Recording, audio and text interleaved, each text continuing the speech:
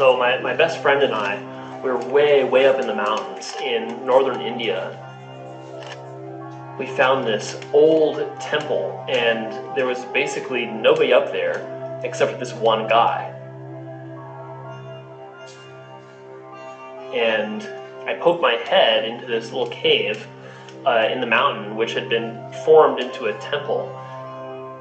And this man was sitting there in front of this little fire, and all he had was a stick to tend the fire, and he had a piece of cloth wrapped around his waist.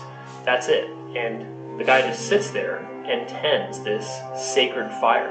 And at mealtimes, the temple guards hike up the mountain and they bring him some rice and bread and water, because he's sitting there for 12 hours straight with his butt on the cold stone floor of this cave. Then finally, another man comes to replace him after 12 hours and does that same process for another 12 hours. And that process repeats itself over and over again, day in, day out, and has for the last 500 years.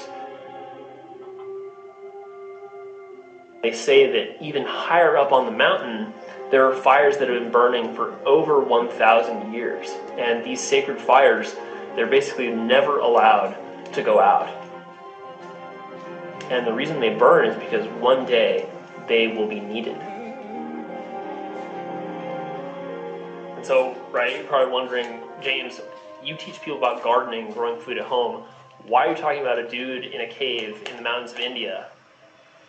Not long ago, we were all flame keepers. We lived in harmony with Earth. We knew how to work with her. We revered and respected her power and wisdom. Then over the last 120 years or so, something shifted. We became impatient, needing more and more, faster and faster. We disconnected from Earth, and we morphed into this strange cyborg creature. This creature that was hell-bent on consuming everything and stopping at nothing. And today, in the famous words of Agent Smith in The Matrix, humans have become a disease on this planet, like a cancer, eating the earth down to the bones like maggots. Far from the earth beings we were for 100,000 years. And now it's time to change who we are, because if we don't, humanity probably won't make it. You know, it's so easy to be distracted from what the real problems are nowadays, and that's why the solutions seem so far-fetched and off in the future and complicated, and these big tech moguls like Elon Musk melon, as I call him, and Billy Gates, all these rich, powerful people are constantly talking about how the only solution is to go to Mars and to everyone drive electric cars and to eat fake meat made in the lab. It's all totally insane, because the most important things like the soil, the seed, the worms, sunlight, and our role as humans and how we interact with the earth, all that gets completely buried and ignored. You've got utterly toxic food. Newborns fresh out of the womb have glyphosate in their urine, and 93% of the population has glyphosate in their urine. And as you know, glyphosate is the carcinogenic chemical in Roundup, the weed killer, which the industrial farming model needs because it's so incredibly primitive. It can't figure out how to get weeds not to choke out the crops, which if you're a flame keeper, that's like growing 101. It's like the most rudimentary and easy thing to figure out, and yet conventional farmers around the world spray over like 6 billion tons of this shit on their crops every year.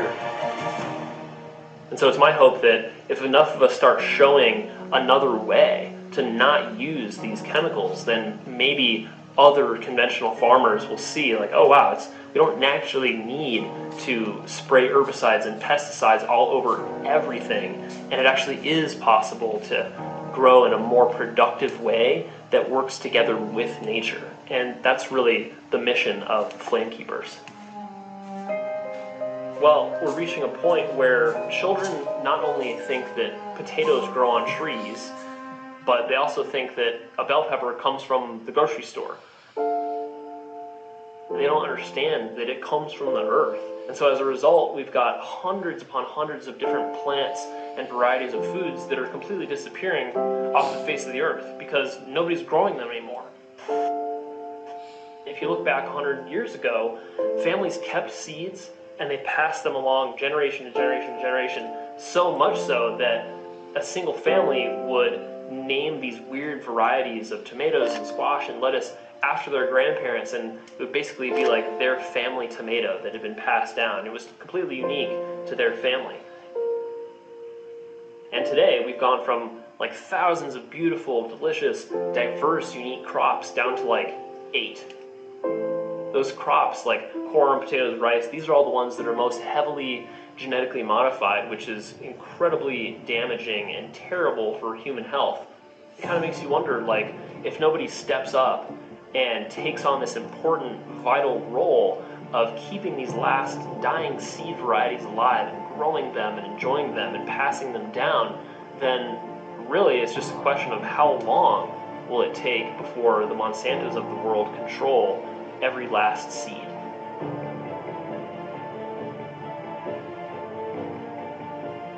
We cannot let that happen. That's something that's only can be done by individuals. No corporation is going to do it. Governments aren't going to do it, because these seeds have to be actively grown and cared for by individuals in diverse parts of the world. And that's another mission of the Flame Keepers.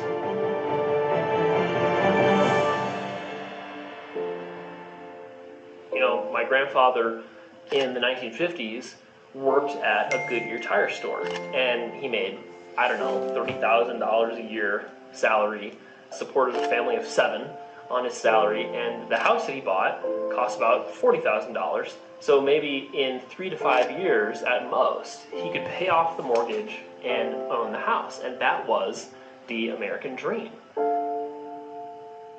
And today, nobody can seem to figure out why it takes like over 30 years to pay off a mortgage, and why most people live paycheck to paycheck and are constantly stressed about money. It has nothing to do with Democrats and Republicans and the minimum wage and more jobs and affordable housing, and that's all a distraction. The answer is, it's a setup. Modern humans are hardwired into a corrupt monetary system that's extremely complex and ultimately rigged to transfer wealth from the poor and middle class, even the rich class, and concentrate it to the tippy top of the hands of the 1% of the 1%, which is the banker class. Now there's a reason why they don't teach us about the monetary system in school, because if you knew how rigged it was, you'd be like, Pat, I'm not playing that game, I can't win that game.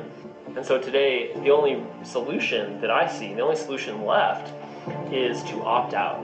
This is the solution that the Flame Keepers are going after, which is to own your life, create freedom and prosperity, and the only way to do that is recognizing that the earth is and always will be the core source of abundance.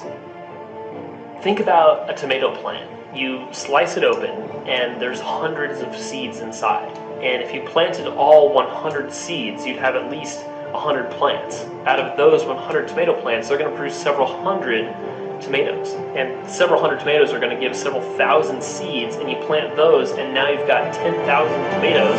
And before you know it, you've got more tomatoes than you can ever possibly eat or share or sell. All that from a single seed inside of a single tomato. This is an exponential code for abundance that is quite literally programmed into the DNA of all plants and trees. And if you know how to work with the earth, earth always provides.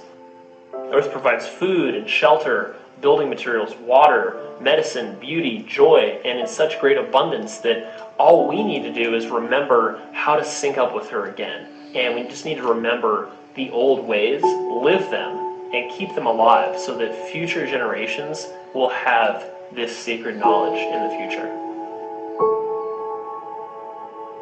The Flame Keepers are those of us practicing, guarding, and protecting the ancient wisdom. We keep and stoke the flames of the old ways, the ways of the seeds, the ways of the soil, the ways of the plants, trees, and bees, the ways of listening to nature and using her guidance to let abundance happen. Because, let's face it, the food revolution will not be televised, and the modern addiction to destruction will not simply come to a halt tomorrow. As much as people say they want change. And I believe we first will reach a point where we cannot continue to live in such disharmony with the earth. But we're not there yet, not even close. However, one day in the future, humans will need the old ways again. They'll need the seeds again, the worms again, and they'll need to know which edible plants sprout soonest in spring.